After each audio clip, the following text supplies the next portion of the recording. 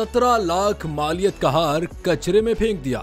ये सुनकर आपको भी हैरत हो रही होगी, क्योंकि अमीर से अमीर शख्स भी जानबूझकर इस तरह की हमाकत करने से गुरेज करेगा। लेकिन एक भारतीय शहरी ने 17 लाख मालियत का हार कचरे में कैसे फेंक दिया? दरअसल हुआ कुछ यूं कि देवराज नामी शख्स ने अपनी बेटी को उसकी सालगिरह पर 5 लाख भारतीय यानी 17 लाख पाकिस्तानी रुपयों की मालियत का हार तोहफे में दिया था। देवराज ने बेध्यानी में यह हार कचरे में फेंक दिया और वो कचरा मकामी म्यूनिसिपल कमेटी के अमले ने उठा लिया। जब देवराज को अपनी हमाकत का अंदाजा हुआ तो उसने म्यूनिसिपल कमेटी से शिकायत की, जिसके बाद म्यूनिसिपल कमेटी के अमले की मदद से कचरे से वो हार बरामद किया गया।